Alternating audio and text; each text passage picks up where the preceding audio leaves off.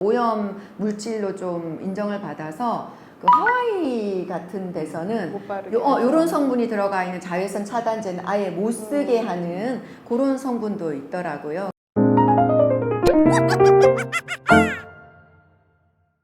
안녕하세요. 약사들이 알려주는 약에 대한 솔직한 이야기, 약보다 더 좋은 생활건강 꿀팁, 닥터프렌 오리지널 컨텐츠 약사들의 수다에 오신 걸 환영합니다. 오늘 또 주제는 자외선과 피부 건강에 관해서인데요. 요즘 너무 덥지 않으세요? 정말 햇볕이 정말 폭염인데 이 뜨거운 햇볕 자외선 아래에서도 또 일을 할 수밖에 없는 분들이 계시고 또 아이들 야외 활동, 바깥 활동을 하시는 분들이 많이 계시는데 그 자외선이 도대체 피부에 얼만큼의 영향을 주는지 어떤 해를 끼치는지에 대해서 오늘 한번 알아보고요. 그거 피부를 보호하기 위해서 어떤 방법이 있는지 저희 약사들과 대화를 한번 나눠보도록 하겠습니다. 자외선이 이제 우리가 UVA, UVB, UVC 이렇게 있는데요. 보통 C는 성층권에서 일단 다 흡수가 돼서 지표까지 도달하지는 않아요. 저희가 신경을 안 써도 되겠죠. 네네. 근데 가장 파장이 긴 UVA는 지표까지 90% 정도 도달을 네. 하고 B 같은 경우는 그거보다는 파장이 좀 짧지만 그래도 우리 피부에는 영향을 좀 미칠 수가 있거든요. 네. 그래서 우리가 지금 가장 신경 써야 될 거는 A하고 B. 여름에는 특히 B가 또 네.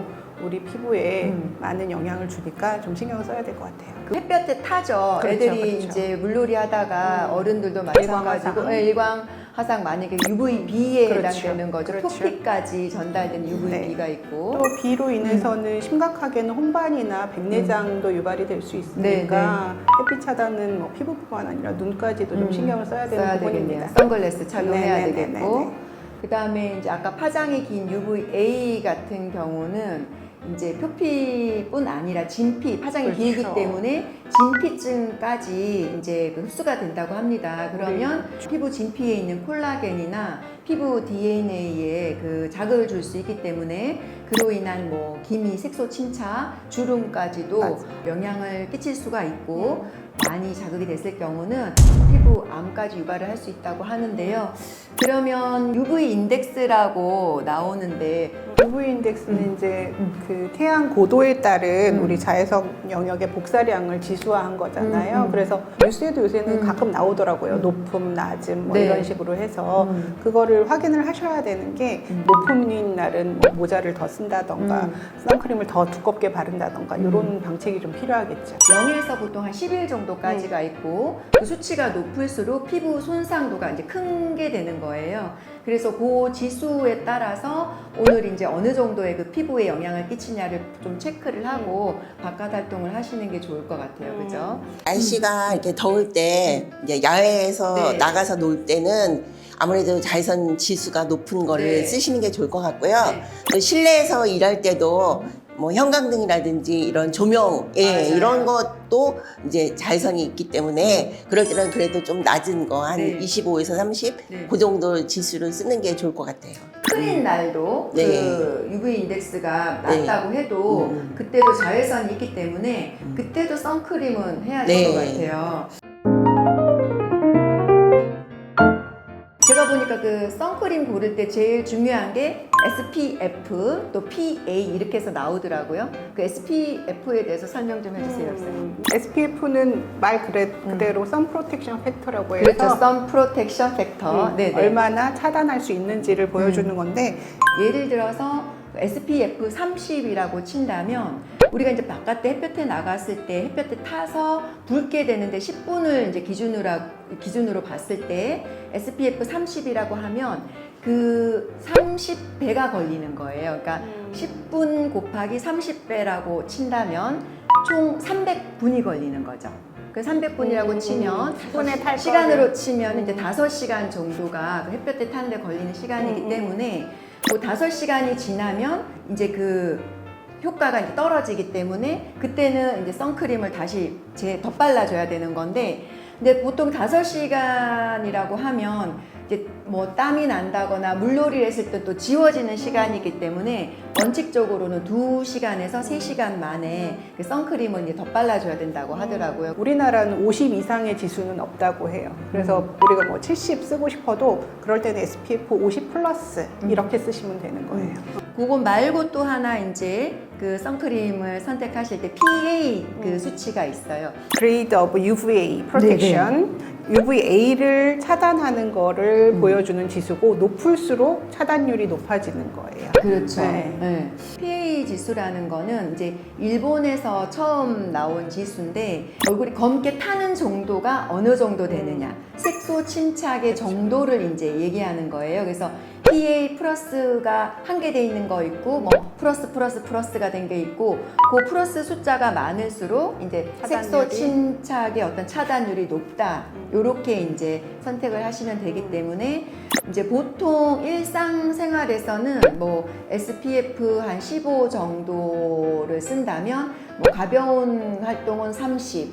근데 이제 뭐 등산이나 뭐 물놀이를 한다거나 하면 50 이상을 쓰고 PA도 뭐 플러스 3개 이상 된 거를 이제 선택해야 된다. 뭐 이런 말이고요. 가장 중요한 거는 보니까 2-3시간마다 더 빠르는 게 그게 가장 중요한 것 그게 같아요. 어렵죠. 지속력이 길지가 않으니까. 그 다음에 이제 또 그 자외선 차단제를 또 선택할 때 가습기라고 그러잖아요. 하얗게 이제 남자분들 백탁처럼 돼가지고 또 그렇게 하얗게 변하지 않고 잘 스며드는 게 있던데 혹시 그거를 어떻게 선택하는 팁이 있을까요? 하얗게 된다는 건 백탁이 생기는 현상인데 걔는 이제 자외선 차단제를 우리가 무기 자외선 차단제와 유기 자외선 차단제로 나눠서 뭐 요새는 무자차, 유자차라고 맞아요. 부르시던데 무자차 무슨 저는 처음에 맛있는 건지 차인 줄 알았어요. 맞아요. 네, 네. 근데 무기 자외선 차단제들이 보통 백탁이 많은데 걔는 물리적으로 산란을 시켜서 차단하는 거예요.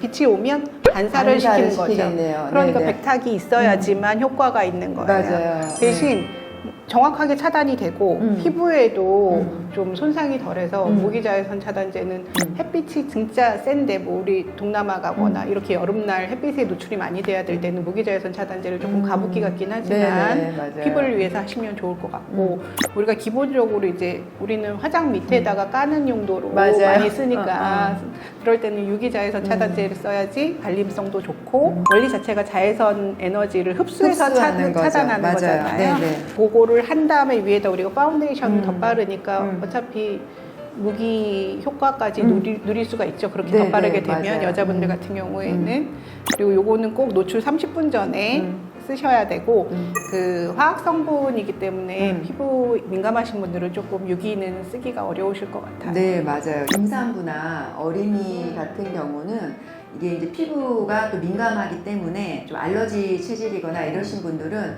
좀 하얗게 백탁이 되더라도 반사되는 무기를 쓰셔야죠. 무기를 쓰시는 게 맞을 것 같고요. 요즘은 그게 혼용이 돼서 또 맞아요. 많이 나오더라고요. 그리고 또 이제 뭐 건조한 피부를 위해서 요즘은 선크림에 글리세린이라든지 뭐 이런 부가적인 성분이 또 들어가 있어, 판테놀이라든지 이런 성분이 들어가서 또 건조함을 덜하게 해주는 그런 또 선크림도 또 있더라고요.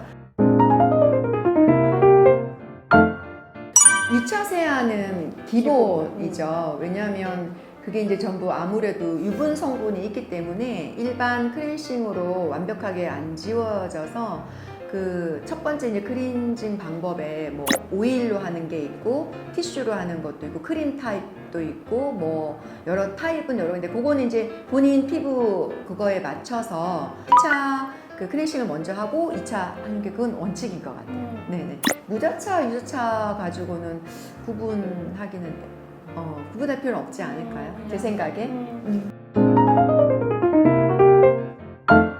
저는 본인이 써보시고 고르는 거 추천하는데 내가 써보고 따갑거나 눈이 시리면 그건 나한테 맞지 않는다는 거니까 그런 거 좀 피하시는 게 맞지 않을까요?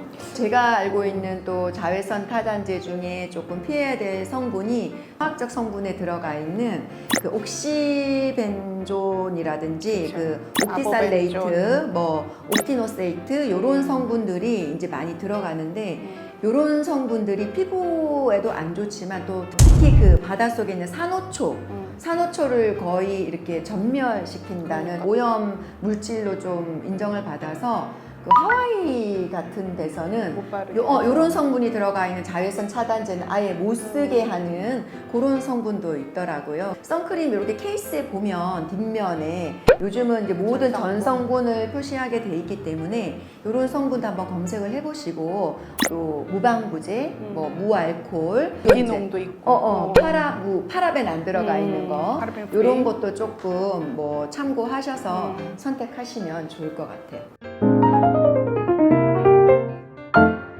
과연 그 먹는 자외선 차단제가 과연 먹어서 그게 햇빛이 차단이 될까요? 약사님 어떻게 생각하세요? 그 항산화제 성분이 들어있는 것이 도움이 좀 된다고는 해요. 네네. 예, 그래서 저 같은 경우는 이제 비타민 C를 좀 많이 챙겨 먹는, 네, 예, 맞아요. 그것도 도움이 되고요. 예. 피크노제놀 요즘 많이 나는데 네. 피크노제놀이 어떤 성분이죠? 피크노제놀은 이제 해안송 그렇죠. 프랑스 해안송에서 추출한 걸로 했는데 성분이어가지고. 얘는 이제 콜라겐 생성을 자극하는 거고 음. 티로시나제 효소를 줄여주기 때문에 네. 그런 걸로 인해서 자외선 차단 효과 효과가 같은 또 효과를 볼 수 있고. 있다 뭐 이런 거고 약국에서 사실은 제일 많이 쓰는 항산화는 피부에 관련된 거는 글루타치온이죠. 그렇죠. 요새 맞아요. 엄청 네. 핫한데 글루타치온 자체가 이제 항산화 효과가 좋고 해독 효과가 있기 때문에 진한 갈색 멜라닌 색소를 옅게 만들어주는 효과. 네네. 그래서 맞아요. 우리 기미 있으신 분들도 드시면 어느 정도 효과가 맞아요, 있었어요. 맞아요. 네.